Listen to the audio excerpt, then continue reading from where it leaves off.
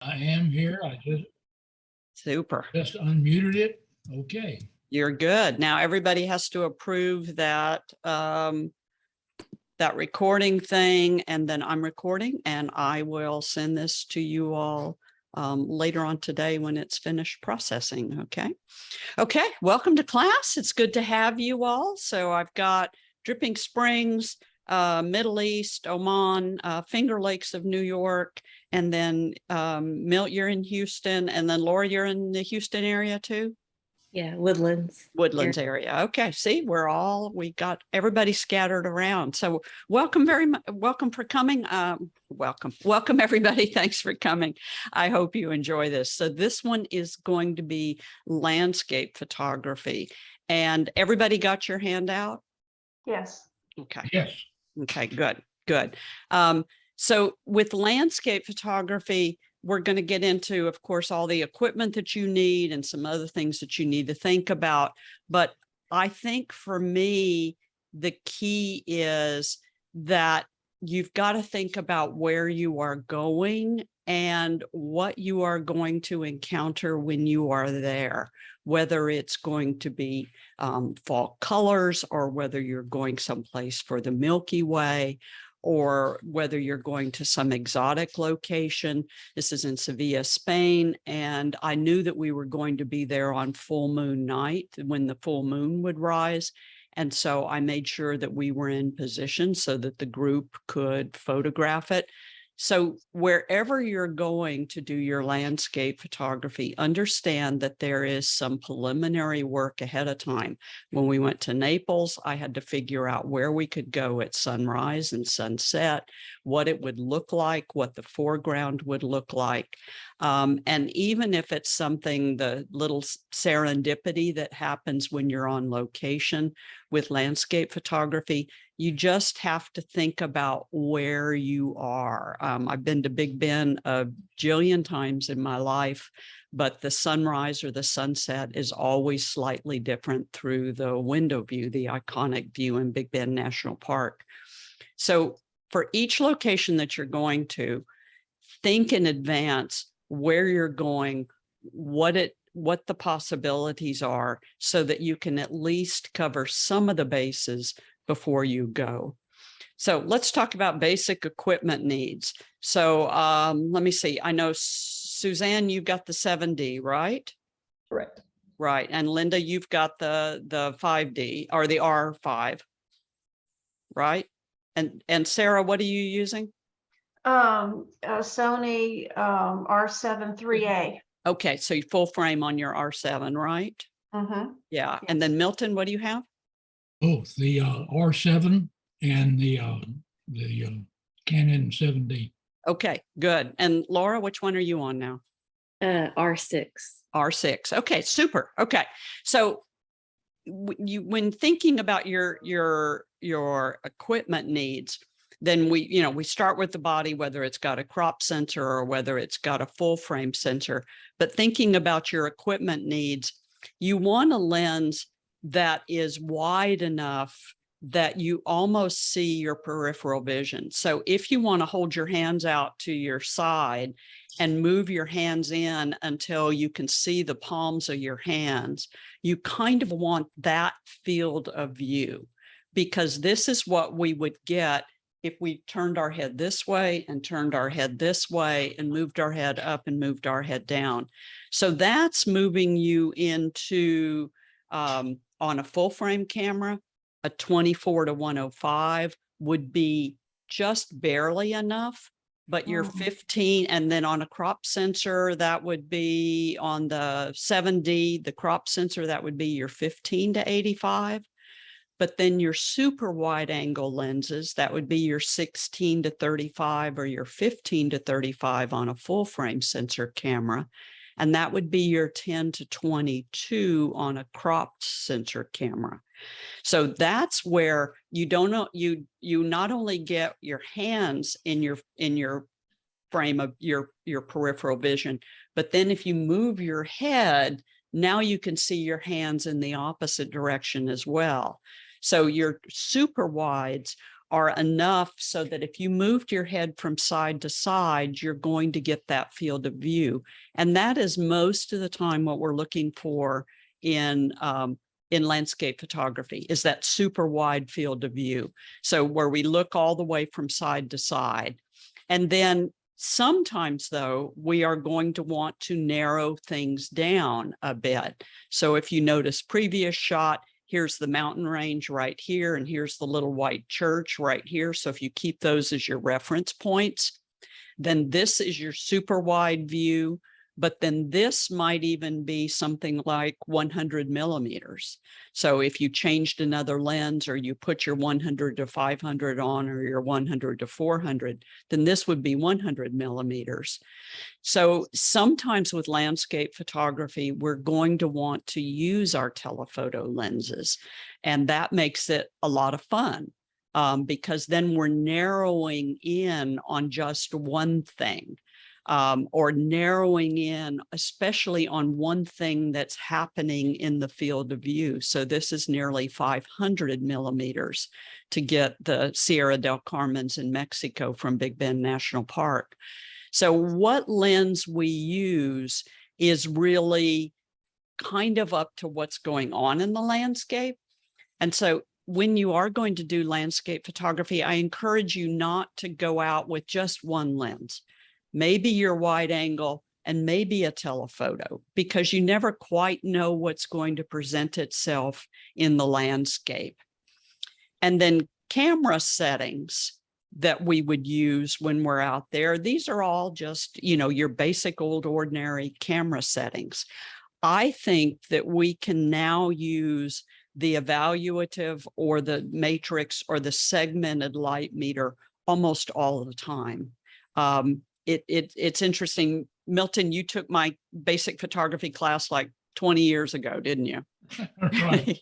Literally, back 20 years ago, we had to move between spot meter or partial meter in Canon and evaluative or matrix meter in Nikons or Canons. We had to move between these two light meters. Maybe 25% of the time we would go into spot, and 75% of the time we would go into our matrix or our segmented. Sarah and Sony, it's called segmented light meter. But because the light metering systems have gotten so complex and so good, I think we can stay in that partial or that, that we can stay in that evaluative or our segmented light meters almost 99% of the time. We just rarely need to go into our spot meters anymore. And I'll show you an example of that in a little bit, of where we need to go into spot meter. So the evaluative or segmented light meter, I'm using evaluative for all of you Canon users and segmented for Sarah with the Sony.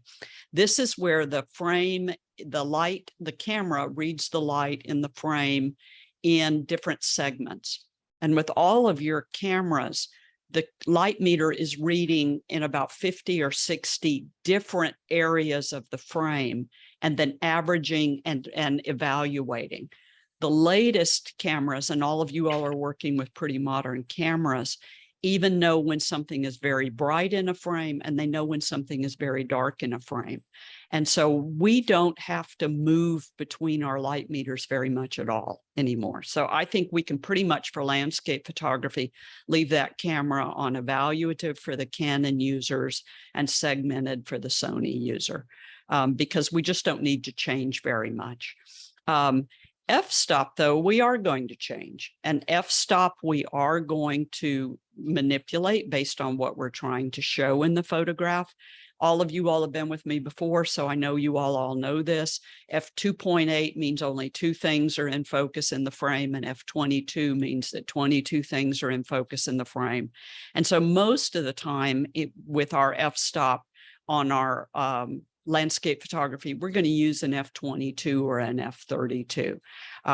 You can get photographers into all kinds of arguments over whether we use 22 or 16 or 11.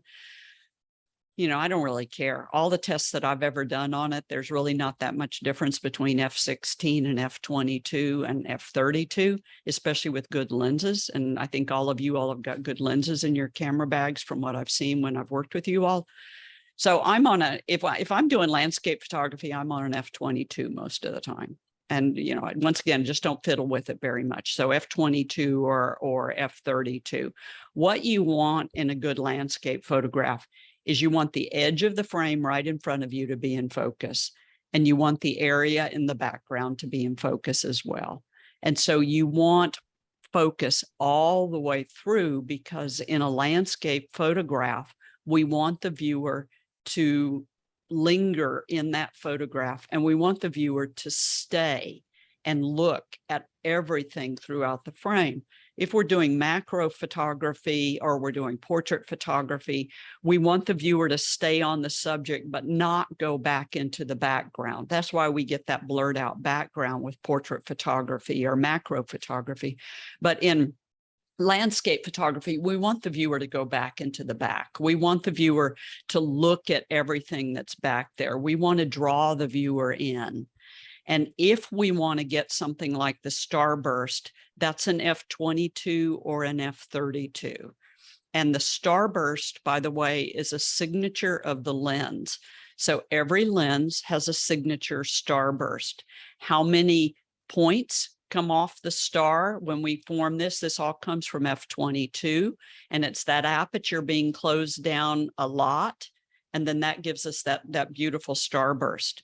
So how many points are on that star is all depend on the quality of the lens. The better the lens, the more points, because that's the more pieces of mechanism in the aperture. A cheap lens only has 5 sheets to the aperture, and an expensive lens can have up to 16.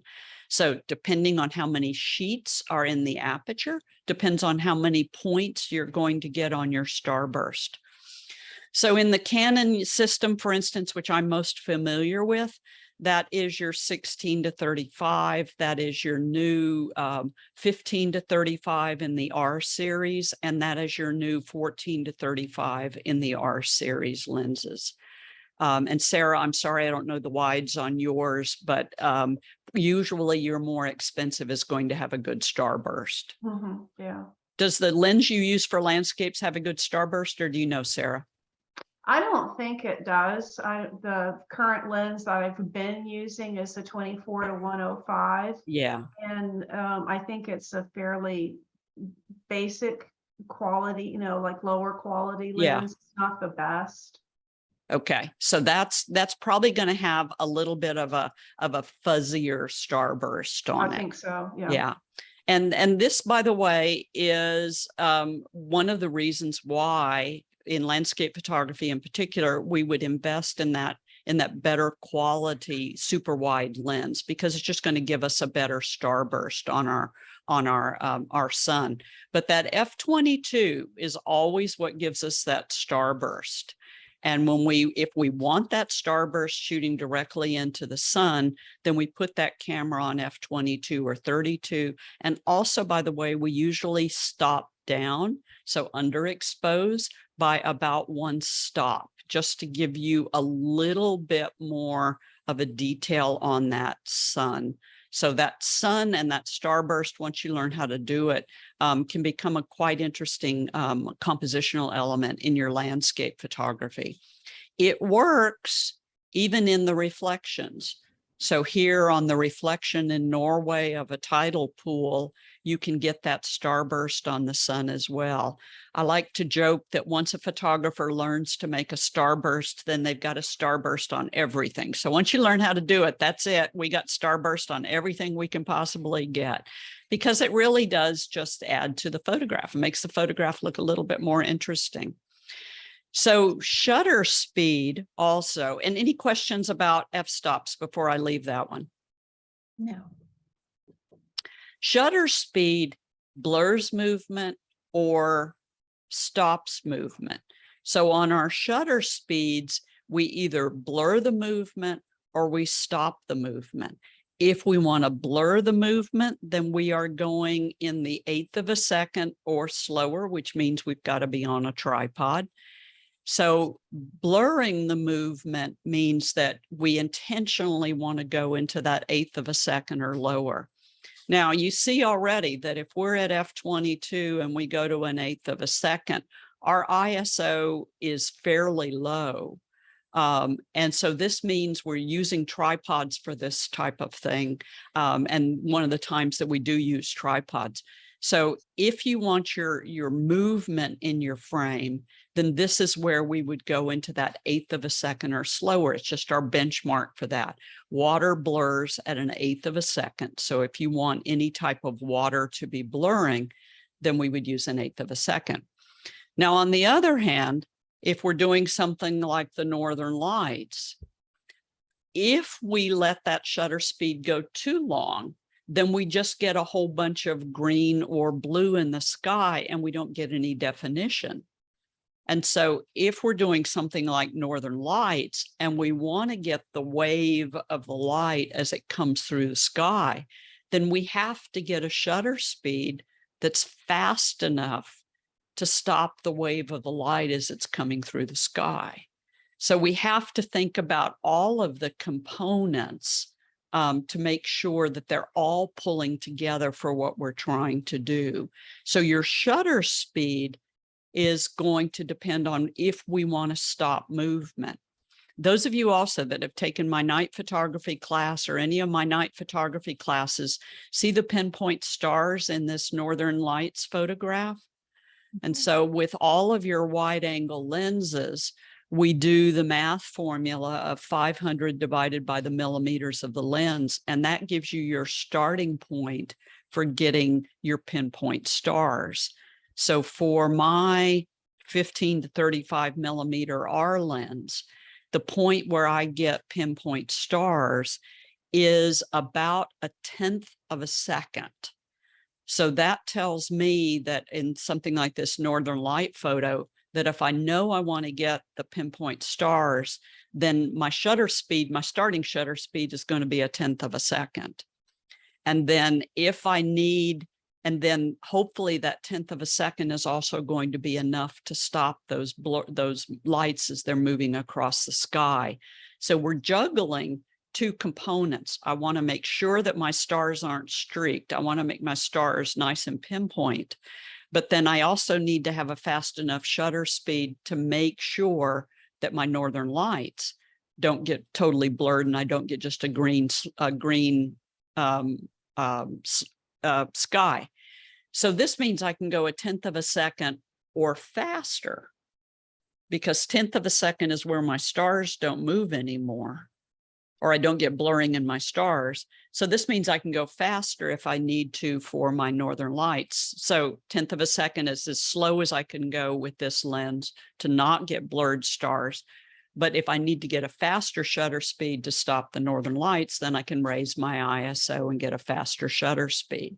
So we got to kind of juggle the different components in the photo and what we want them to look like. Same thing if we're trying to do something like, do we want to completely and totally freeze the wave as it's crashing against the rock, or do we want to blur it? So, you know, how much, go back to that other one, there we go. So how much do we want to blur this, or how much do we want to freeze it? So we've got to think about all of these things. And by the way, if it means that we've got to also change our f-stop to get us to that faster shutter speed, or now we've got our ISO, then we have to play with all those different components to get to work on that. So we're working on it and thinking about each one of those as we're going along. And then a big thing that people overlook with landscape photography is where our focus point is. If we did the mathematical formula for depth of field, which I will not ask you to do in this class, but if we did the mathematical formula for depth of field, you will see that depth of field goes 1/3 forwards and 2/3 backwards. So if we want the foreground to be in focus, but we also want the horizon line to be in focus, then we're going to focus a third of the way out into the scene. So maybe on this C stack right here, but maybe that's a little boat, so we wouldn't focus on that. So we're going to focus maybe over here to get us a third of the way out into the scene. So a lot of beginning photographers or photographers who aren't educated in these things would think, oh no, we just focus out on the horizon. No, we don't focus on the horizon, because then your depth of field goes 1/3 past the horizon and 2/3 forwards. So, or 1/3 forwards and 2/3 backwards. So we want to focus somewhere solid that's a third of the way into the frame. And luckily, we've got focus points all over our frames. All of you all have focus points all throughout your frame. We're not just limited to 9 focus points anymore. So we want to make sure that we're focused all the way out, a third of the way into the scene. And Linda, this is kind of what we'll see in Northern Ireland. So this is up on the coast, close to the area where we're going to in Donegal. So close to the sea stacks that we'll see up there. So we want to think about where we focus, and we want to also make sure that we are focused. So you notice here that it's a nicely composed image, but it's not in focus, right? It's not your eyes, it's my shot. So you want to make sure at the same time that even though we're looking through that viewfinder and we think that everything's looking good, we got to make sure that yes, in fact, we are focused. And what was happening is that the autofocus was trying to focus on the water. And as a result of me not paying attention, I ended up not getting everything in focus because it couldn't find a focus point. So especially with the mirrorless cameras, we've got to make sure that we're definitely in focus on your focus points. Let me see. Oh, okay. And then we want to also make sure that that histogram is good. So I'm showing you here the histogram that we've got going into your processing. If your histogram goes all the way across, I don't care if it spikes on the left side, but we definitely don't want it spiking on the right side. Make sure that your histogram goes all the way across, because if the histogram goes all the way across, then you are definitely capturing all of the detail, all of the colors, and everything in the scene. If the histogram goes all the way across on the back of your camera, then understand that that may not be a bad thing. So in this case, the histogram goes all the way across, but you notice that I have a whole lot of dark areas over here on this left side. But then I've got just a stream of colors, little tiny stream of colors going over on this histogram. This might be intentional, because it could be that the difference between this foreground area, my sky, and the foreground area is I'm going to need to process that later on to get what I'm looking for. So that's the picture processed. And that's the picture that came off the back of my camera. Now, I'm relying on my histogram for this, but because I'll bring you the better picture, because of the tonal difference between the foreground and the sky, if I made sure that the foreground was perfectly exposed, then I would overexpose my sky. And you know on the back of the camera that anytime you've got a spike up the right side of your histogram, you've overexposed. So to take the picture, knowing that, I intentionally what looks like underexposed, but I didn't underexpose. I just made sure that I was getting a little bit better exposure in my sky. And then because our software now is so good, I can go in, move a few sliders, and we'll talk about this some more in just a bit. I can go in, move a few sliders, move my foreground area, all the way over with my shadow slider. And that brings all of that foreground area out. And now I haven't overexposed anything in my sky. And so I've been able to properly expose my sky. So what started out as a photo looking like that, but the histogram goes all the way across. That means I've got all the data. But then when I process it, I can process it out. And I don't have a blown out sky. Make sense? Yes. So that histogram really leads us to taking home a photo that we can process later on and bring out the information that we need. And that's just because of the way that our software is now progressing. So our software is becoming better and better and better. So we can take a photograph like this and process it out like this. So rely on your histogram. Make sure that you're not blowing anything out, because anything that's blinking at you on the back of the camera, your highlight indicators, or anything that's spiking on the histogram is overexposed in your final photograph, and we're not going to be able to recover it. So we want to rely on that histogram on the back of the camera for our landscape photographs. But we also want to make sure that that tail goes over as far as possible. And even in the field, if I could not get the photo this dark, if I could get it maybe a little bit lighter without exposing anything up the right side of the histogram, then that would be even better. But then I can process it out and get what I'm looking for. So a lot different than the way that we used to have to do things in the old days. So in this photograph, for instance, you notice that when I bring it into the camera, I have a red area that, or excuse me, when I bring it into software, and all of you all are familiar with Lightroom or Photoshop, right? Yeah, okay. So when I have this little box clicked right here, this little bitty highlight indicator box on my software, it shows me anything that's overexposed. Now, this little piece of the sky is overexposed. That's not a game changer. So if I have to leave the picture like this, I'm fine. But it looks like I don't have any detail in my sky. But then when I process it out, all of my detail in my sky is there because my software can now bring it out. And that's through simply pulling down my highlight slider and pulling up my shadow slider. So this is what it looked like in the camera. And then here's what it looks like when I process it out. So that's what I was looking for. And notice how much difference in this, how much detail in the sky. It looks like there's no detail in the sky. But if I capture the detail in the sky, then I'm going to lose all my detail in my foreground. So simply by capturing it based on my histogram, and now look, my histogram goes all the way across.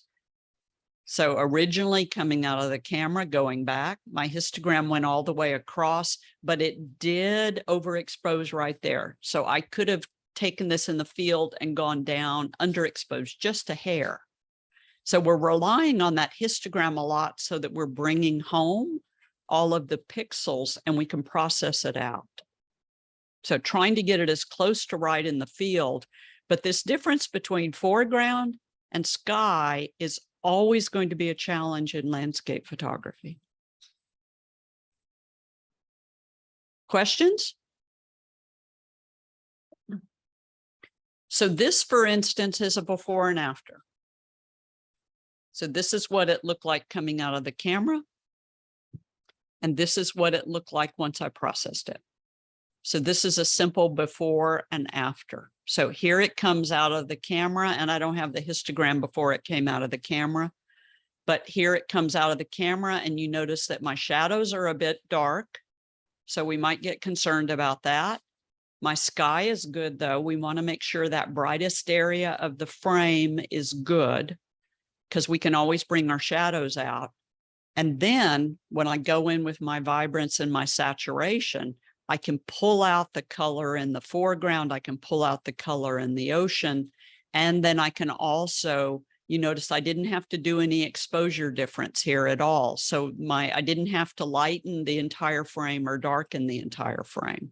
The exposure slider does everything in the whole frame. So we only want to work as much as possible with that highlight slider or that shadow slider. So knowing that I can process that later. And, 20 years ago, I can fix that in Photoshop was a bad word. But the reality is now we can do a heck of a lot more than we could 20 years ago. And I didn't do anything to this photo to alter it. I just brought everything out and toned everything down that I needed to. If you wanted to compensate in the camera, would you use exposure compensation? You would use exposure compensation. Exactly. But if I go too far, so say try to bring out these shadows right here. And if I overexpose too far, then I'm going to ruin my sky. So we want to make sure that that brightest area of your histogram is intact. And then knowing that we can always use our shadow slider later on. Okay. Yes. And then all of you all using the mirrorless, we can overexpose and underexpose right in the camera now. So we can tell when we've ruined something in the camera without even having to take the picture, look at our histogram. So now we can do that right in camera, which makes it so much easier and so much faster.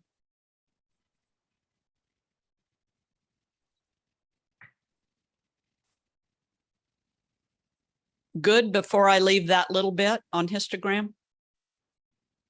Yes. Good. Okay. Now let's get into the nitty gritty of composition, because this is when it starts getting really tricky. So we've got our f-stop right, and we've got our shutter speed right, and we've got our exposure right. But now we start going into composition. And so just going back to those simple little rules of composition is that in symmetrical composition, top of the camera has as much space as bottom of the camera. This is Lake Mývatn in northern Iceland. So in symmetrical composition, that horizon goes right down the middle of the frame. So, it can go almost right down the middle or just a little bit right down the middle, but symmetrical composition, one top of the frame has as much space as bottom of the frame has as much space. So symmetrical composition is very easy. It's a simple way of composing. You notice also that the water is running out of the frame. So the water has a place to drain. So think about that as a compositional element as well, is that we see where the water is flowing to, which sometimes makes the little human brain satisfies its curiosity. Well, where's the water flowing? So sometimes it's nice to put that water flowing right into the corner of the frame. Symmetrical, top looks exactly like bottom. So symmetrical composition, top has the same amount of space as the bottom of the frame. I love this heart-shaped rock in Norway. I always think that in the United States, somebody would have pushed it over by now, but in Norway, they just leave it there, but it's just kind of nice to see something that it doesn't have to have a fence around it. Nobody's worried about it. Nobody defaces it. You can just have fun putting it in your photograph. Also, once again, make sure that you're in focus. So you get so carried away in your photograph sometimes that we just forget that it really is in focus. So make sure of that, get that, make sure that you're in tight focus when you're doing it. And then we have asymmetrical composition in photography as well. And this is when the top doesn't have as much space as the foreground. So in asymmetrical composition, the top only has a little bit, but the foreground has a whole lot. So asymmetrical composition is where we've got a lot of either foreground or sky and a little bit of sky or a little bit of foreground. And my focus point, once again, is back here a third of the way into the frame on something that's solid. So back here on one of these little icebergs. So asymmetrical composition is where the foreground, the top is either much bigger than the foreground or the foreground is much bigger than the top of the frame. So asymmetrical composition. Kathy, can Yeah. you also consider horizontal left and right composition? Yeah, yeah. If it makes sense. So if we've got more detail, and in fact, in this photograph, we've got it. We've got more detail over on the left side of the frame than we do over on the right side of the frame. Yeah, yeah. So in asymmetrical, whole bunch of foreground, just a little bit of sky, little bit of top of it. So you play around with that. And this is where it's fun to just quietly work on landscape photography, because now we can move it here, we can move it there, we can play with it here, we can play with it there, because we never really know which one we're going to like until we get back into the office and start working on them. So that's why it's fun. Just take more. Yeah, Suzanne. Yeah, so that photo there, where's your focal point? Because to me, the mountain's way further back. And so are you able to focus on the water? So my focus, the water is very shallow. And so I'm able to focus on something solid right in here where the sand is. Yeah. Okay. Yeah. So asymmetrical composition, not as much sky. So we're just looking at what's more interesting and what should I involve more in. This, by the way, is another one of these processing photos. It never looked like this in the beginning. Never.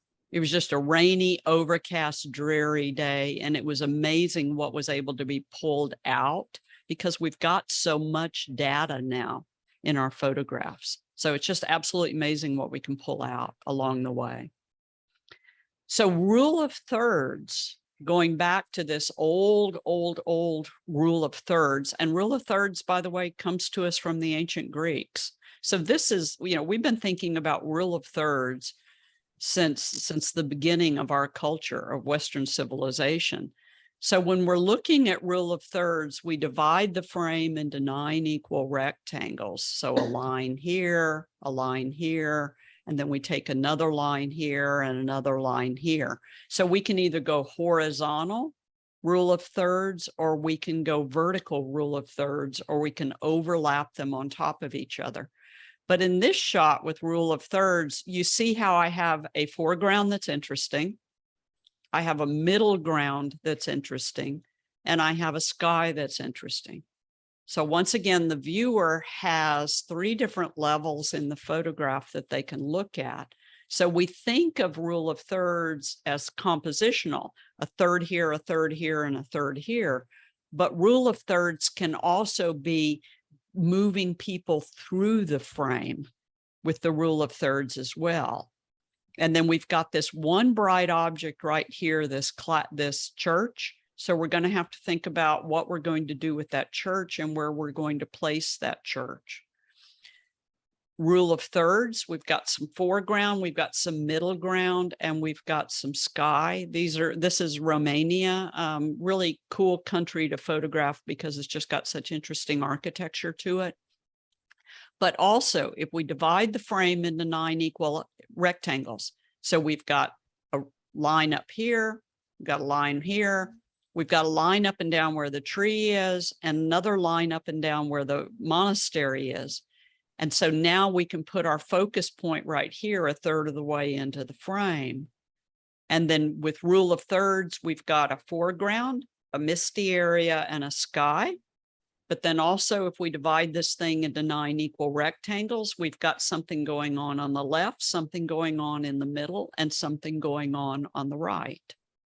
So when we divide that frame into the 9 equal rectangles, or the horizontal rule of thirds and the vertical rule of thirds, horizontal rule of thirds. Yeah, horizontal rule of thirds and the vertical rule of thirds.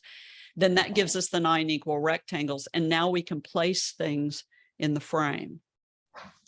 Brightest area is where the eye always goes. So the eye always goes in the frame to the brightest area. So the brightest area in the frame, and if you notice, that would be on one of the intersecting lines of the horizontal rule of thirds and the vertical rule of thirds. So I goes here and then moves around, but we're trying to show people what's in the frame and keep them in the frame. So 9 equal rectangles once again.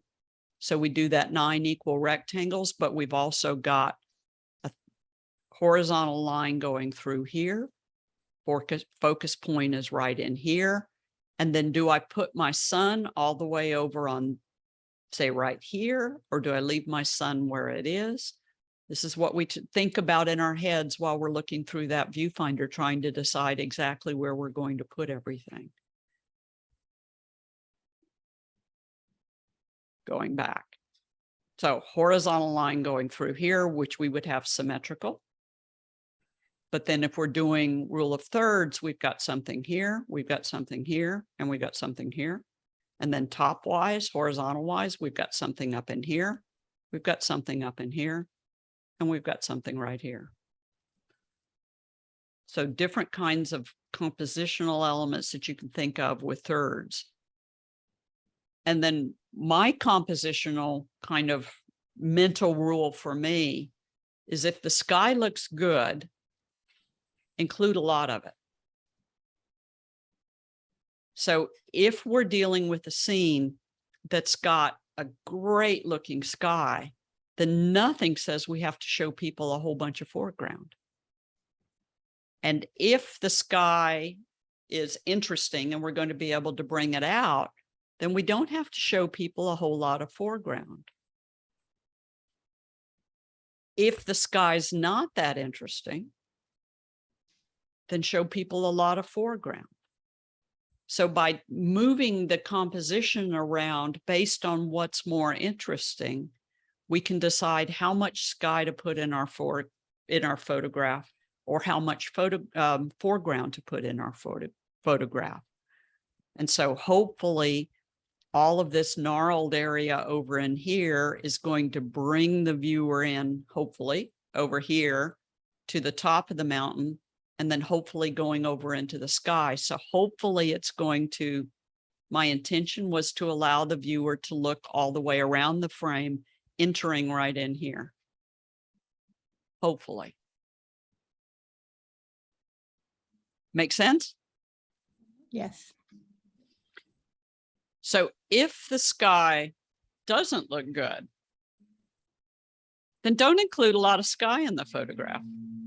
So if the sky is dull, if the sky doesn't have a lot of cloud structure in it, if the sky is just solid blue, or the sky, even in the sunset, is just solid one color, and there's not anything interesting going on, then include more foreground and only a little bit of the sky.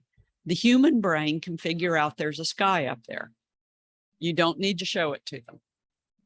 So you all, when you look at it, you know that there's a sky, but had I not pointed that out to you, you probably wouldn't have noticed the way that I intentionally composed it.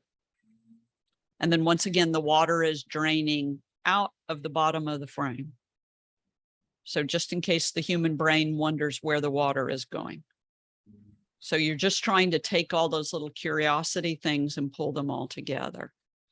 So if the sky's not good or it's not interesting, why include it in the photograph? Human brain knows there's a sky up there.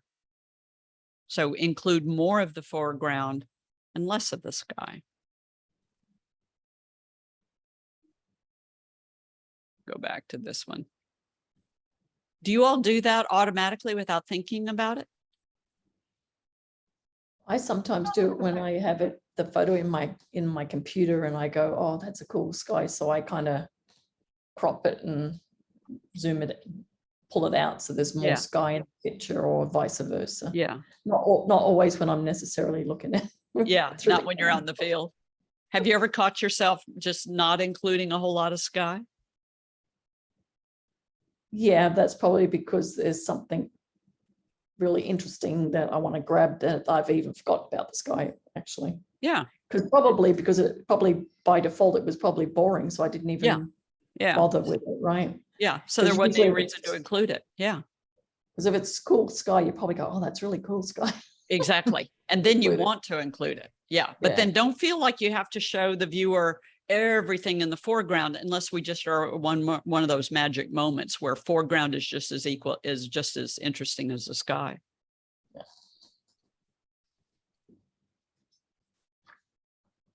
And then now that we've kind of got past that, you have to look at the scene, page 2, and say, why are you photographing this? What's interesting about this? Why do I want to take this nugget of the world home with me? What's important about this? So looking through the viewfinder, you have to ask yourself, what's attracting your eye? You know, now me living around the Gulf Coast of Texas, where there's not much going on most of the time, you put me around waves and rocks and I get super excited and I'll photograph anything. But you have to ask yourself, what's drawing my eye to this? So you kind of end up having to take an inventory. What's attracting you to this? So take an inventory. What's drawing my eye? Why am I attracted to this? What's going to it? And when you take that inventory, you start coming better able to figure out what your composition is going to be. I'm going to go back to this one for just a second.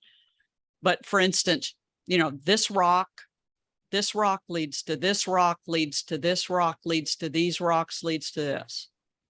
So for me, I'm kind of hopscotching across all those rocks.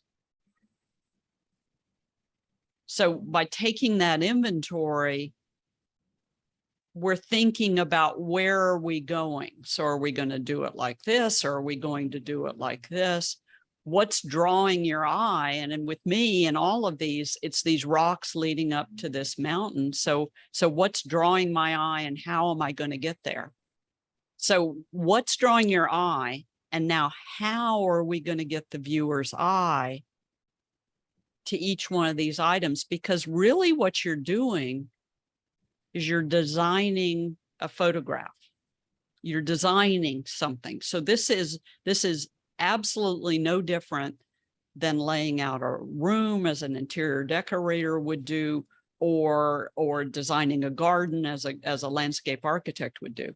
We're designing something. And how do we get the viewer's eye to go from where we want them to go? So starting out, we've got lower and higher. And so we have to think about how do we get that viewer from one spot to the other. The human eye always goes to the lightest area of the frame first, but then they also go to the primary colors. So here we've got a white cloud right here, which I wasn't thinking about when I took the picture, to tell you the truth, but I'm thinking more about these yellows right here.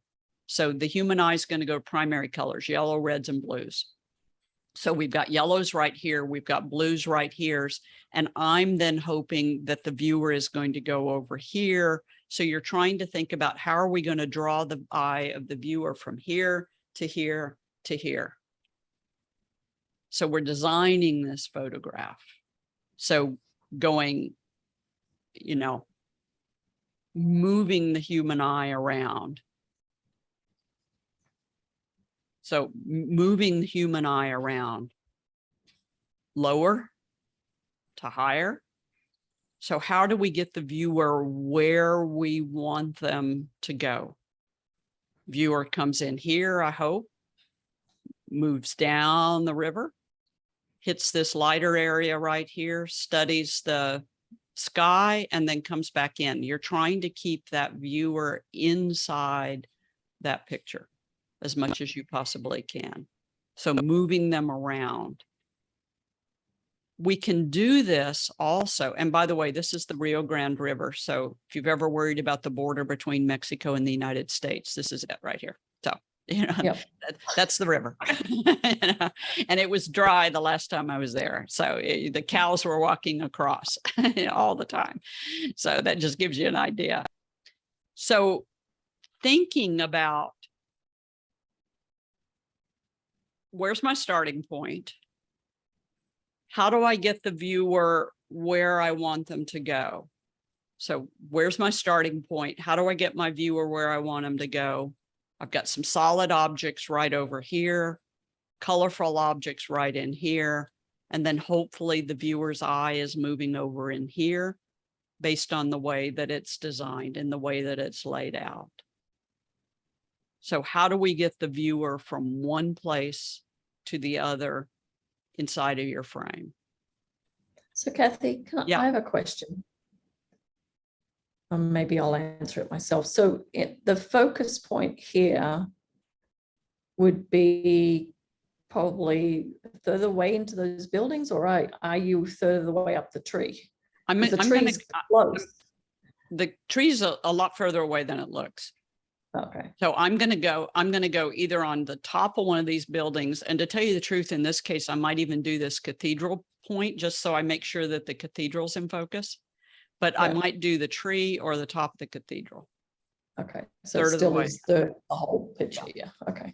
third of the way into the frame. But then you're looking at all of the compositional elements. So think about,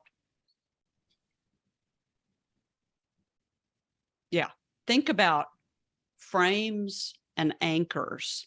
And I needed to touch on one point that I didn't talk about, is that we can tilt the camera forward, the top of the lens going forward, to make the foreground look bigger. I'm going to go back to this image right here. Or we can tilt the camera back. And by moving that camera back, it will make the sky look bigger. So if we move the lens off of its axis, not straight up and down, but if we move the lens, the bottom of the lens backwards, it'll make the foreground look bigger. And if we move the top of the lens backwards, it'll make the sky look bigger. So by tilting the camera off axis like this, if we move the camera, the lens back a bit, it makes the foreground look bigger. And if we move the lens at the top back a bit, it makes the sky look bigger. So it exaggerates whichever one is moved off of axis. It makes it look a bit on the bigger side, more expansive. This one's straight up and down. And then when you're looking through your frame, you've got to think of your frame and your anchors. Anchors are what keeps people in the frame of the photograph. And frame are the things that frame it, like the frame around your windowsill or the frame around a door. So how are we going to frame this? And what are your anchors going to be? Frame for me in this one is putting that cypress branch going across and including it in the photograph, but not a lot, only up at the top.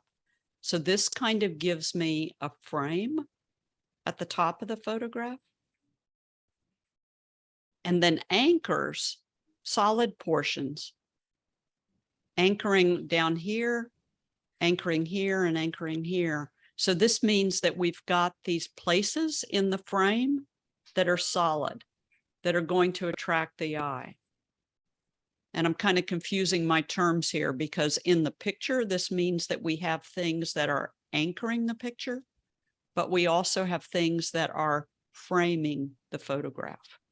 So we can have frames that are adding some solid structure to our photograph, to our landscape photograph, and then we can have our anchor point. So our anchors anchor that photograph into place. So by putting that cactus right there in the bottom of the frame and making sure it's in focus, this is now my anchor. This, by the way, is where I hope the viewer enters and then moves around the frame and then comes back. So it's that anchor point, it's that solid point, it's that rock in that photograph. So including that anchor in your photograph. This one doesn't necessarily have a frame so much as an anchor. Anchor. That aqua colored cactus. So this becomes the anchor, hopefully where the viewer's eye starts and then moves around in the frame. Did your eye come in there, by the way, before I showed Yeah. it to you? Yeah. Yeah. Yeah. That's what you're kind of hoping for, is that the viewer comes in there and looks there. So, you know, what's going to be my anchor? And then is there a possibility of also putting a frame around this? Okay, so now we start getting a little bit more complicated. And not just your compositional elements and finding out what your interesting things are, but now we've start throwing around some gadgets in these. So some filters. So I'm going to throw in 4 filters for you to think about. So the first one is your polarizing filters. Everybody have a polarizing filter? Yeah. Yep. I don't think Nope. so. No. Nope. Sarah, do you have one? Yes. Yes. Okay, Laura, you got to go shopping. Sorry, got to spend money. So your polarizing filter, and I've given you what I think is the best one on the market, and that's the Stingray LB neutral circular polarizing filter in the thin. So what a polarizing filter does is you screw it onto the front of your lens, and you have to rotate it with every photograph. And when you rotate it, you can see right through the viewfinder that your sky goes from this color to this color simply by rotating your polarizer. Your sky goes from this color to this color simply by rotating your polarizer. So your sky goes this color, and then also notice that there's glare on the water. See the glare on the water? But when you rotate with the polarizer, the glare goes off the water.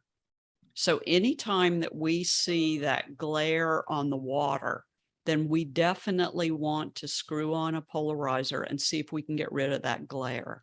Because what that polarizer is going to allow us to do is go back to previous photograph. We can't really see into that water. Once again, here's the Rio Grande. If you ever wanted to know how wide the Rio Grande is in between Mexico and the United States. But here now that doesn't look like such a glary patch. So the polarizer has to be rotated. It's a 2-element filter. One element is screwed onto the lens and the other element rotates. So we rotate it. If you don't see the glare go off the water, change your angles ever so slightly. If you still don't see the glare go off the water, then it's probably not doing you any good. So that circular polarizer, when we rotate it, we should see the glare go off the water, or glare go off of cars, glare go off of buildings, glare go off of glass, and then also glare in landscape photography on shiny leaves. So fall color photographs of autumn color, we use a polarizer a lot just to get rid of the glare off of shiny leaves. So the polarizer will also get rid of the glare off of leaves. So yes, definitely you should be using a polarizer on your landscape photography. Polarizers, by the way, right now we have magnetic polarizers and we have screw-on polarizers. So there are polarizing filters now that we can put a small magnet on the front of the lens, and then the filters clip on with a magnet instead of having to screw them on. And this becomes real handy if you're having to wear gloves or something like that. So there are magnetized polarized filters out there today. And I think they're pretty cool. I haven't invested in them because that means the Stingray Light Bright polarizer is about $250. So that means that we've got to invest, sometimes unless we put the adapter on it. Next, yeah. Real quick. Say you leave the filter on no matter what, even at sunrise and sunset, or? No, you only have it if you need it. Okay. Yes. And that's where a lot of photographers who aren't educated will just leave it on. Years ago, I had a friend that they sold it to her at the camera store for a trip to Alaska. She screwed it on religiously and she never knew that she was supposed to rotate it. So she just photographed through it the entire time. Had no idea what it was. Yeah. Okay. So take it off if you don't need it. Put it back in its little case. So sunrise and sunset, we wouldn't use it. You wouldn't use a polarizer either for a rainbow because it'll eliminate the glare off the water in the rainbow. So we would use it. We would use it when we see glare on the water or when we put it on. I wear polarized sunglasses. So if I look at a scene and I see that the polarized sunglasses are working, that's when I know that my polarizing filter will work too. And then there is another filter called the neutral density filter. And this, so the neutral density filter, excuse me, I'm going to scoot forward and then I'm going to go back to the graduated neutral density on your handout. This is the slow-mo filter. SL or more slow filter by Singway, MORSLO, more slow. This is a solid dark filter. And what it does is it cuts the exposure time. So we're out photographing and we want to blur the waves, but we've got way too much light to blur the waves. We can go down to ISO 100 all we want and still at f22, we don't have a slow enough shutter speed to blur the waves. So this is where we screw on the slow-mo filter. It's a dark filter. And the slow-mo filter, it's a 5-stop circular filter. So the more I rotate it, the darker it is. The less I rotate it, the lighter it is. So if I want to blur the water a lot, I would rotate it all the way. And if I want to blur the water only a little bit, then I would rotate it the other direction. There is a 10-stop circular slow-mo filter that you can rotate 10 stops and you can rotate it all the way back to completely clear. Don't buy it. It's a total waste of time. You'll never use more than 5 stops. So I've already bought it. I already tried it. You're just never going to use more than 5 stops. So get the 5-stop slow-mo filter. So it does block the light. So it's very difficult for you to see through the viewfinder. And there is an app that you can buy for your phone that in photo pills that you can use. And it says, okay, if you're using a 5-stop slow-mo filter and you want to go to a shutter speed of this, then rotate your slow-mo filter to here, and here's how long your shutter speed's going to be. So you can use an app for this if you want to.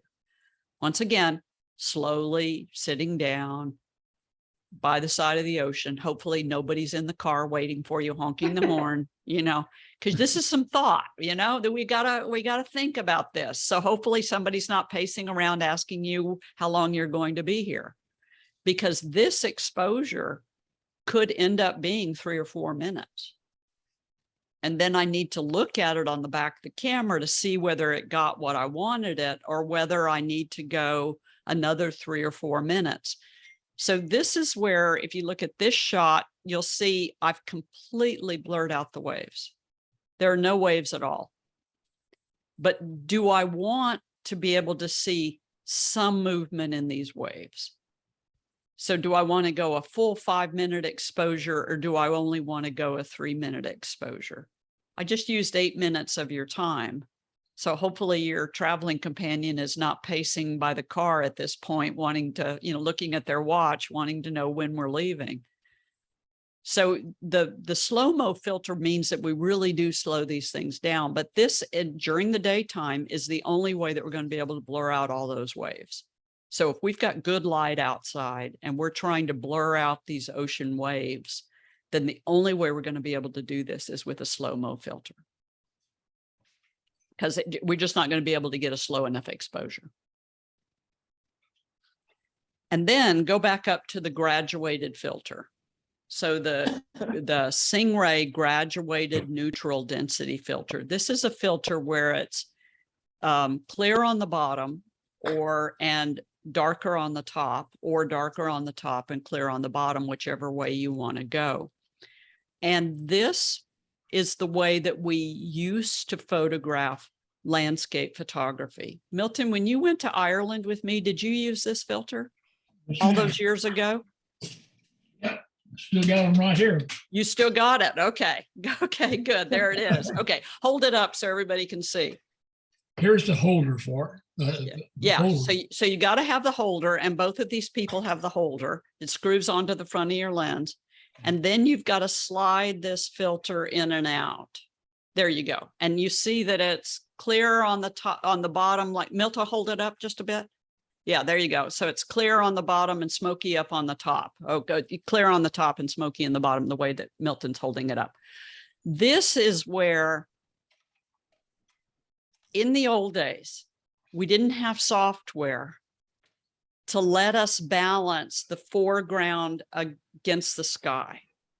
So as I showed you in the very beginning, we can use our shadow slider, pull out the foreground, tone down the sky. There you go. You got it. Yeah, that's the filter. So 15 years ago, this was the only way that we could get the balance between the sky and the foreground, was by putting one of these filters on, and this, flip it over, this blocked the exposure on the sky and let the exposure on the foreground be proper. And we had to use this little holder, so we kept the holder on our cameras all the time. And then when we were doing landscape photography, we had to slide those holders up, those little filters up and down. So this is a graduated neutral density filter. So foreground here is through the clear part of the filter. Sky is through the smoky part of the filter. You have to switch to spot meter, and you have to spot meter through the clear part of the filter down here. Otherwise, what'll happen is the meter will read this dark area up here and it'll balance for this area. So you have to switch to spot meter, and you have to spot meter and focus right down here. But the beauty of those graduated filters, you can slide them up and down. Exactly. Balance you want. Exactly. You can slide them up and down depending on how you need to use them and how much area you're going to darken and how much area you're not going to darken. But this, and you can also get them in different colors. So clear on the bottom and colored up on the top. The downside to these little boogers is that you can be sitting there with your camera on the tripod, and this is what your picture looks like. But then when I slide the filter down, do I slide it this far, or do I slide it only this far?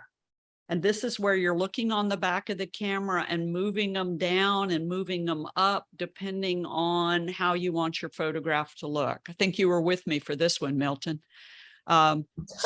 So you've got to sit there and quietly do this and figure out where these filters go. And also whether you buy the filter with the hard edge, because you're around a lot of landscape photography with a hard edge, or whether you buy the filter with the soft edge because of this type of a landscape where we've got some soft movement over on the sides. Now, this was the only way we could do it 15 years ago, was with this filter. So out of the keepers, we would be happy with this one right here. But then you've got to watch out, because I darkened the area right here, but you notice the glare on the water right here. So now I've got to couple two filters together. So in that holder, hold that holder up again, Milton. In that holder, yeah, there you go. It has a slot to slide your polarizing filter into it. And now you can polarize the water with your thumbnail. Yeah, there you go, right there. You can polarize with your forefinger to rotate your polarizer. Now you can slide your split neutral density down to the proper place. So this is the gradual neutral density filter and the polarizing filter combination. But we've got That's old school. we got software now. And we don't need to do this. And that's why I had to have Milton show it to you, because I don't own this stuff anymore. So here's the picture from 2005, where I would have used a polarizing filter on the water. This is Achill Island in Western Ireland. And I would use the split neutral density for the sky to get the exposure all in one.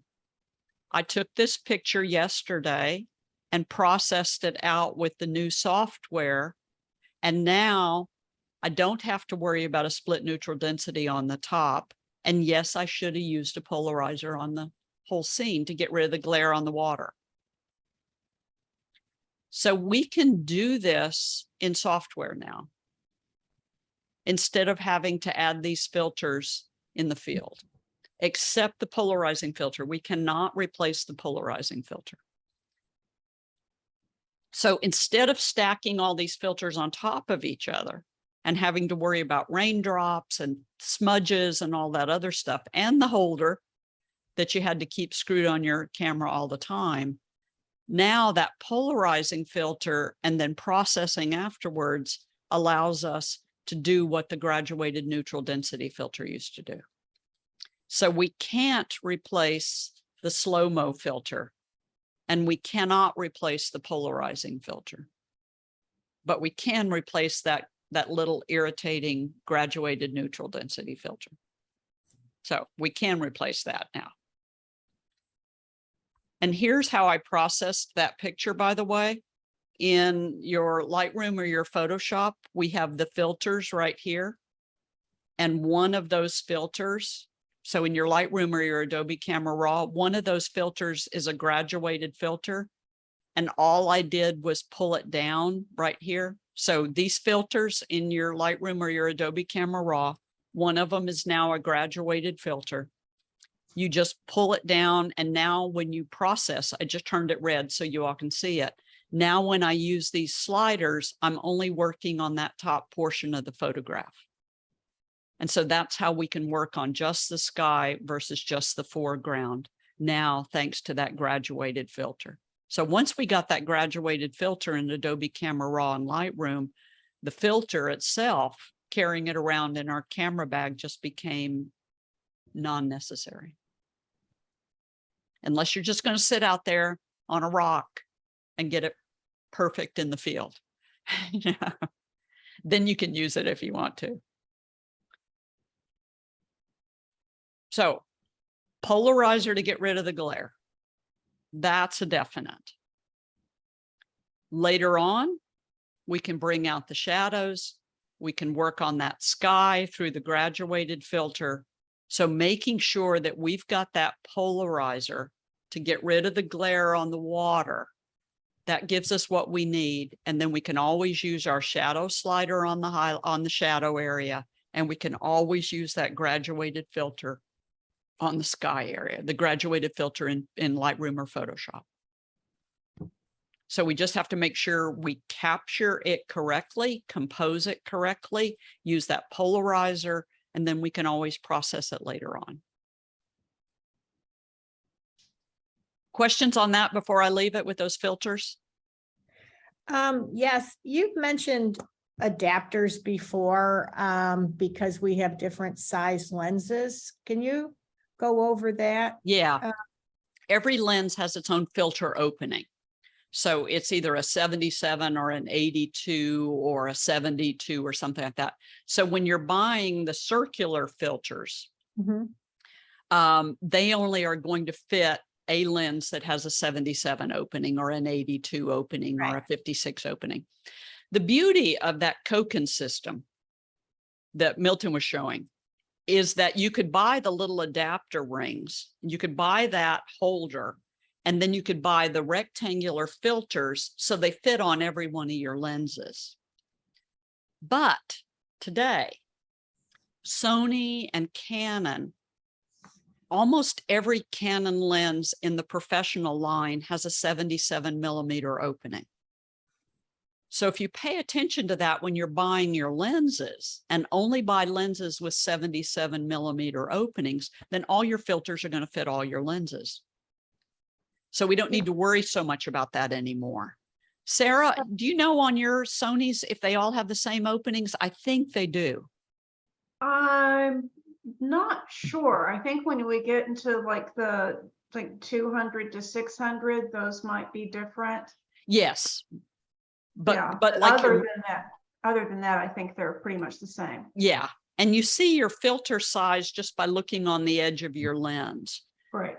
Now, to give you an idea of where you need to pay attention to this, Canon came out for the R cameras with the 15 to 85 millimeter lens first. And that 15 to 85 millimeter lens was 82 millimeter filter size. So that means if I wanted for my new R cameras, an ultra wide angle lens, I had to now buy new filters. And at $250 each, this is an investment. Right.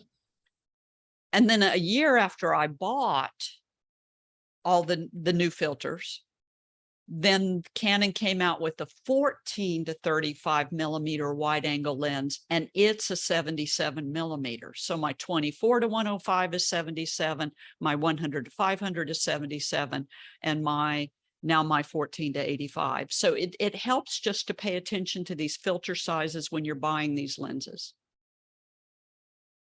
So I'm a little confused still. So Sure. I have, I don't have my other lens with me. But I've got like this, a Canon 2470. and That's a it says 77 millimeter. Mhm. It says 82 though, right here. Ah, so that's the 24 to 105. It's the 24 to 70. It's the 24 to 70. See, it's an 82. So that Well- means if you want to keep your wide angle in the same filter size, then you would buy your wide angle in the 82 filter size. Oh, but if Otherwise, I- you're going to end up buying yeah. different filter sizes. Okay, so that's a going forward thing. Yeah, that's a going forward thing. Okay. Exactly. All right. Exactly. Exactly. Yeah, I That's a think going, There are step down and step up adapters. correct. filter There, size, there are. from 82 to 77. Yes, yes. But So if you put that step down, you're going to notice a little black edge around all of your photographs. So okay, you've got to make sure that you're stepping up instead of stepping down. okay. Do you remember what your other lens is, Linda? No, and I'm renting two cottages. I actually left it at the other cottage. I That's wish I okay. did, No problem. But no I'm problem. thinking I have different sizes. I do think I do. Yeah, yeah. Now that's something that you and I might want to communicate on, because I got rid of that 15 to 85, 82 filter size. Oh, And I bought the 14 to 35 just to keep me in the same filter size. But now I need to find a home for that other lens. well, yeah, let me, after class and I get my equipment, I'll send you email and tell you what I have Okay. and what I need and Yeah, yeah, yeah. go Because from there. it's just one of those things when you're buying lenses, you say, whoa, wait a second, what's the filter size? Now, Yeah. our long lens, we're never going to use a polarizer on our long lens, rarely. So we Mhm. won't worry about that. But on these two wide angles that we're going to shoot landscapes with, yeah, we do want to keep them in the same size. Yeah, and I Yeah. think they're different, so I'll Yeah. double check it.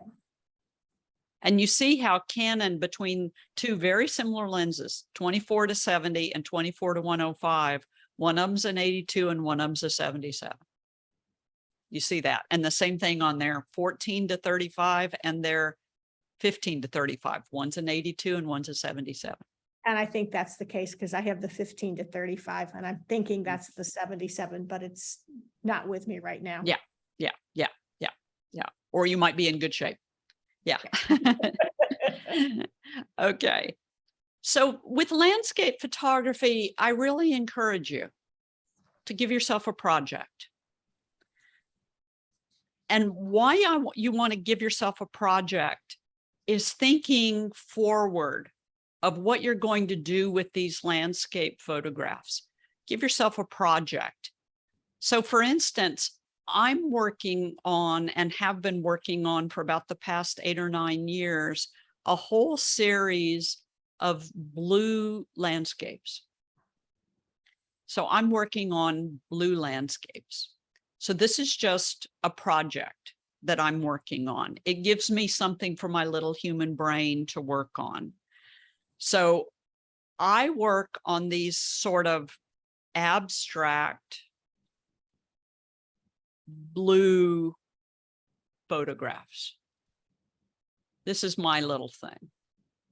So I encourage you to give yourself a project where you work on photos, landscape photos in the same color palette, in the same style. So all of mine are slow filter or slow-mo type things. Minimal foreground are mine. Or maybe even you do this the same place at different times of the year. So you do the same location in the spring, summer, autumn, and fall, and you play with these. But give yourself a project, and it might end up being a long-term project, but give yourself a project. So here's another one of my blue ones. So just playing around with all these kind of, you know, give yourself a project. Think about that. You might even have a project already started and you haven't even thought about it. I've got another one with lone trees, and it's just one tree in a field. And I just kind of stop everywhere I see these around the world, one tree in a field. So it, you know, and it's like, oh, my lone tree project. So, you know, when I'm traveling in cities in Europe, I've got doorknobs and door knockers. I've got hands when I'm photographing workmen or artisans around the world. So kind of think about these in terms of your projects. My other one's cats. So think about these in terms of your projects. And then panoramas are have any of you all worked on panoramas? I've tried. You tried. Okay, now, once again, this is super easy compared to what it used to be. So your panoramics, F8, turn your camera vertical. You can do these with telephoto lenses. You can do these with super wide angle lenses. You can do these with the 24 to 105s or the 24 to 70s. You can do a panorama with any lens you want, but you turn the camera vertical because you want as much height as you can get. And then zoom out, just assuming that you're going to need more height. Zoom out, turn the camera vertical. And now you can take 10 or 15 or even 2 pictures overlapping. This is 3 pictures overlapping. So this is 1 vertical, 2 verticals, 3 verticals. So I wanted to include the waterfall over here. I wanted to get the rainbow right here. But if I just took 1 photograph, it didn't look interesting. It needed the entire thing in it. Now, where this has gotten very, very easy to do is that in our Adobe Camera Raw and our Lightroom, whichever one you use, you simply open up all 3 of those photographs or all 20 of those photographs, and you go up to the top and right click and merge into panorama. So in Bridge, it's just over there on the left. When you pull up all of your pictures, highlight them all, and you touch the 3 little dots, and that comes up with right click, merge to panorama. And Photoshop does this for you. Same thing in Lightroom, the Adobe products. So it used to be we had to have special software. We used to have to buy a special tripod. We used to have a $700 tripod mount. We don't need any of this stuff now. But when you take the pictures, like here's what it looks like when I took the pictures. When you take the pictures, I'm going to turn in my chair. Keep your camera right above your toes, straight above your toes. Turn your camera vertical and then move your toes around and keep your camera right above your toes the entire time. Do not bend at the waist.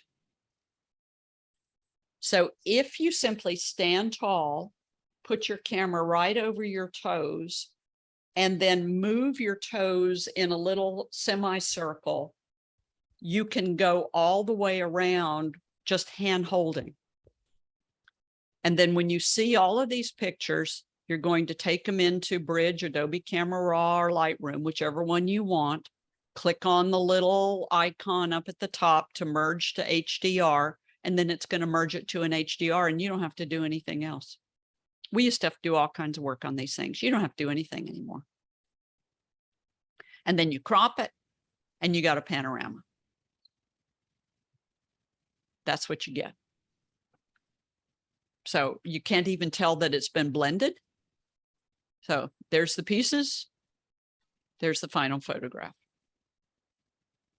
So panoramas just make it super simple to take this grand landscape without getting any distortion at the edges, or distortion at the top, or distortion at the bottom.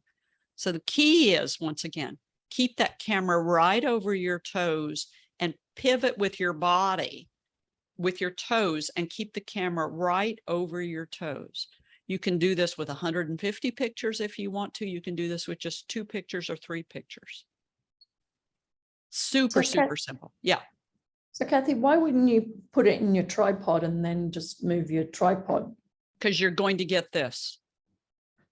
around? So if you held your camera straight and moved at the waist and click, click, click, click, click, click, click, click, click, moving at the waist, you're going to get a U. And if you did it on your tripod, because your tripod is also moving from one side to the other, you're going to get a bow.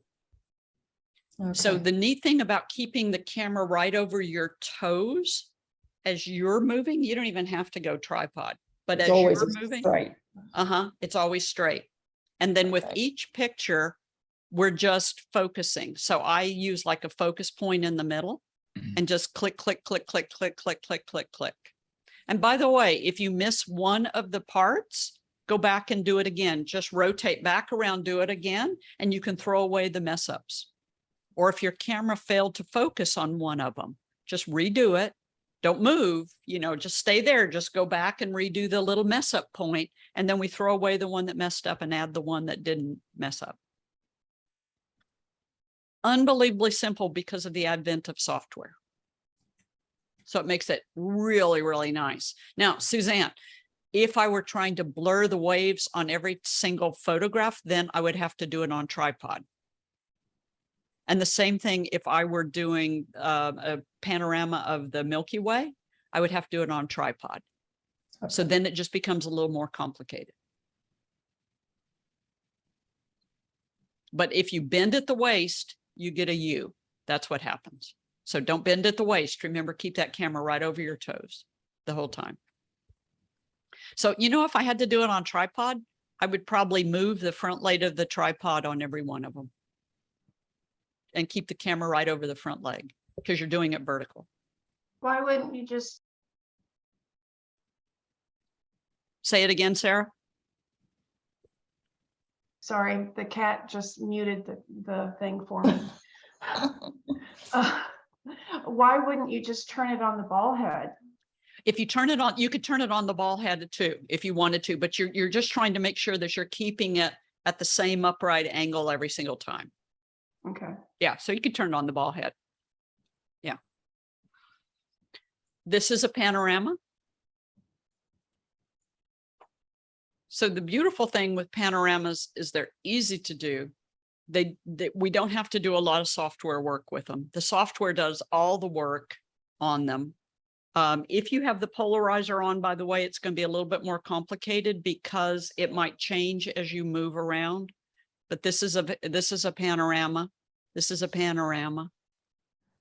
So explain to me again the difference between doing a panorama versus just being a horizontal wide-angled lens. You're going to get distortion when you wide angle as far back as you can. Oh, okay. Now, this is the very tip of the Lofoten Islands in northern Norway. So with just my wide angle lens, my 16 to 35 or 15 to 35, I wasn't seeing the whole water over on the right side of this picture. And if I included the water on the right side of the picture, then I didn't see the expanse of the ocean on the left side of the picture. So it was like, okay, it's not wide enough. So panorama. And I think it's like 2 or 3 pictures.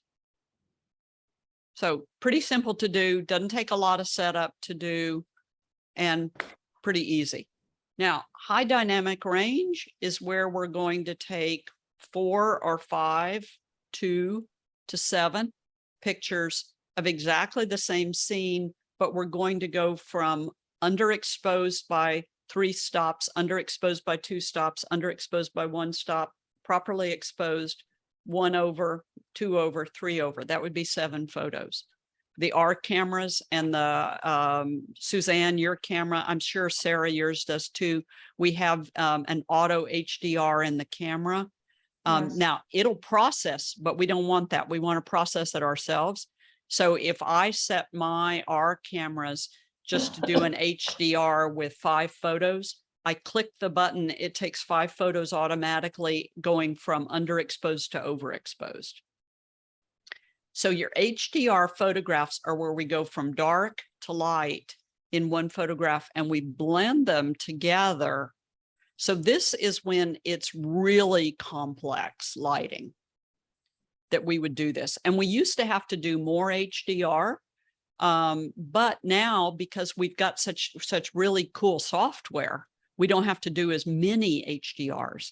But if you find yourself in a situation where there's no way I can get the sky plus the mist down in this valley, then, you know, because we're ending up with too much blowouts, then this might simply be a 5 exposure HDR. And once again, we set it on the back of our camera first, and then we just handhold it or tripod it if you want to.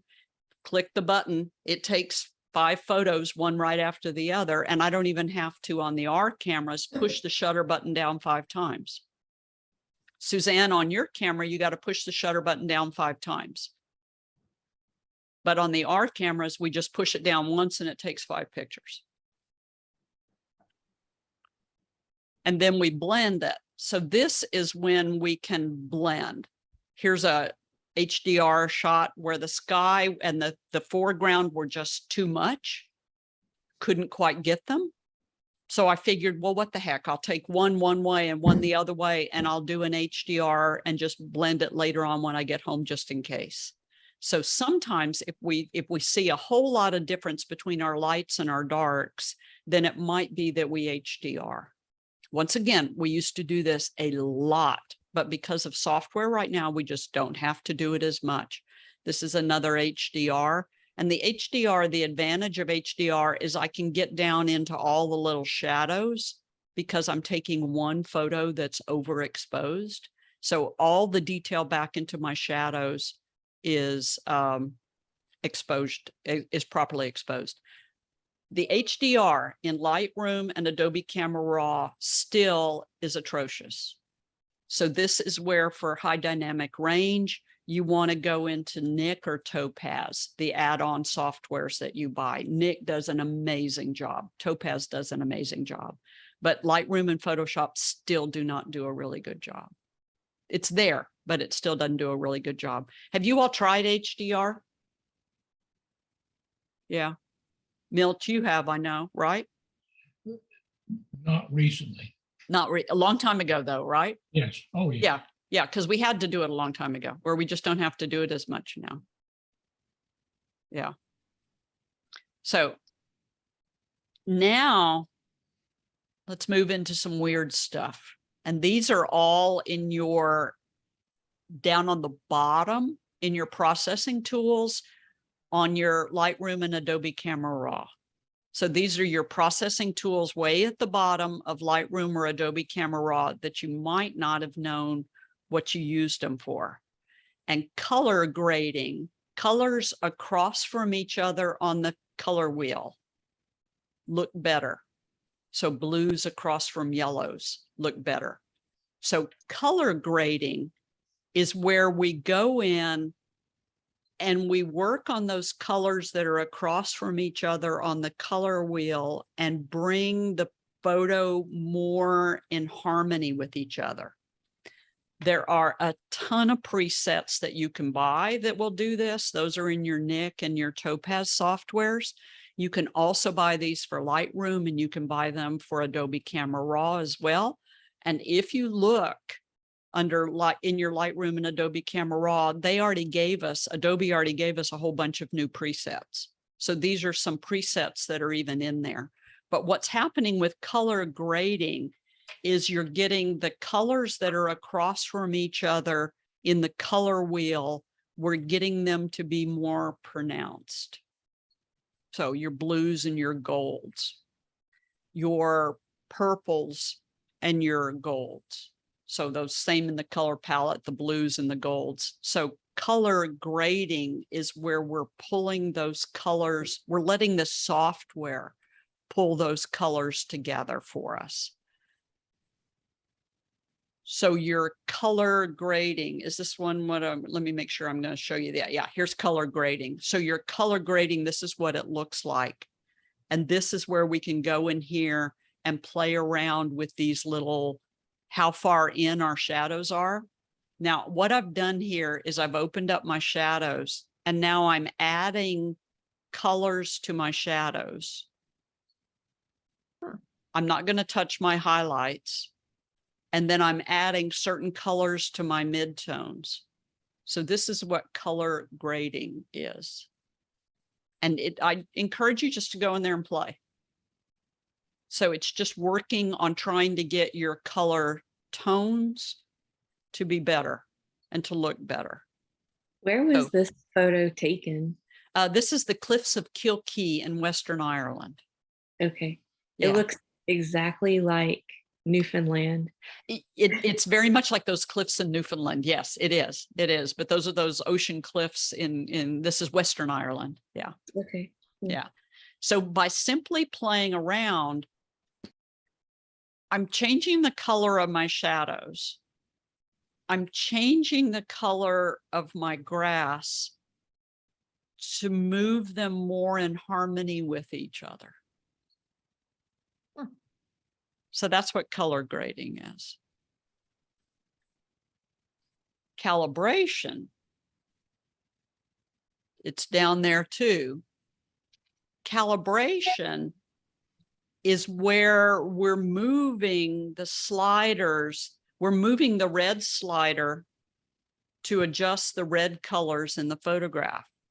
But you look at this photograph and you don't think we have any reds. But remember that yellow and blue are green.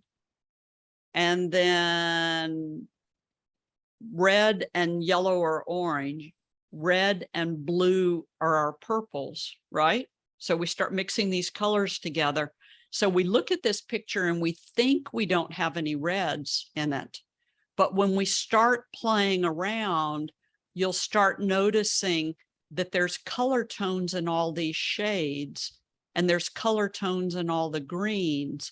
So as we start playing around with each one of the sliders in the calibration, we can alter the colors in the shadows as well as in the greens. So we can go from this after I played with it to this before I played with it, and this after I played with it, and this before I played with it. Also, put your eye right here. Before, after. So I got rid of the rock because the rock, the white on the rock was competing with the white in the waterfall. Mm-hmm. So I got rid of the rock as well. So that's your calibration tool. Now, I noticed I put on your handout that the white balance tool up at the top on your Bridge or Adobe Camera Raw, or your Lightroom Adobe Camera Raw, alters all the colors in the entire photograph. Your calibration and your color grading only work on certain colors, not all the colors. And the same thing on Color Mixer. Color Mixer only works on certain colors. So Color Mixer is where, once again, it's one of these sliders way at the bottom of your Lightroom or your Adobe Camera Raw. Color Mixer only works on certain colors. So as we move the sliders back and forth, and we have HSL, hue, saturation, and luminance. Saturation are gaudy colors. The hue alters the colors completely. And the luminance are the midtones. So if I want to bring out these autumn colors, these fall colors, because let's face it, Texas doesn't have a lot of really dynamic fall colors. But if I want to bring them out, the only thing that I'm working on are the oranges and the yellows and the reds. But then I also found that if I worked on the blues a little bit, my river looked a little bit better than it did originally.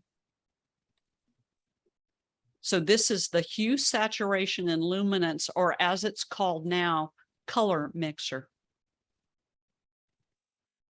So that Color Mixer allows us to bring out only one color in the frame, or only two colors in the frame, without altering the other colors in the frame. So it's a very isolated. I go to Color Mixer first and play around with that first. So here's Color Mixer also, a little bit more subtle, but it's simply bringing out the turquoise in the turquoise river in Costa Rica a bit more, and just making the river a bit more turquoise than what it actually was. So Color Mixer, just playing around with that. And then some other little computer play that you can work on. Just playing around with your computer. We can go in and we can make things like those clouds become more dramatic.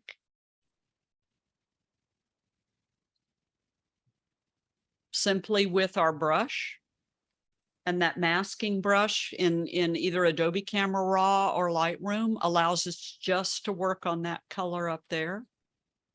We can go into Nik, that software I told you about, and this is what's called Define. And it just makes things more definite. So sometimes if I want to really bring out those gnarly clouds and that definition in the foreground, then I'll go into Define and Nik just to make it a little bit more definite. So here's one shot, here's the other. Now look at the sky in this photograph and watch the original photograph. You see how you couldn't see the rain coming down? We always see that with our eye. But the Define tool brought it out. So sometimes that's all we need, is that little bit of computer play to bring out that detail. And look what it did to this, to the waves. Just made them more pronounced. So it's a simple little filter in Nik called Define. Same thing here. It was an overcast sky with no detail whatsoever. But when I used the Define tool, all of the clouds came out, and suddenly I've got tons of definition in the sky. And then the last thing that I'll leave you with, and this is something that I meant to add to your handout and I didn't. Let's go back to, let me go back to a picture real fast because I'll show you in this one. Okay, you want to do this landscape photograph, but the wind is blowing or the water is so turbulent that it's making the vegetation move, like around a waterfall or around a turbulent river. Take one picture with the waterfall blurred.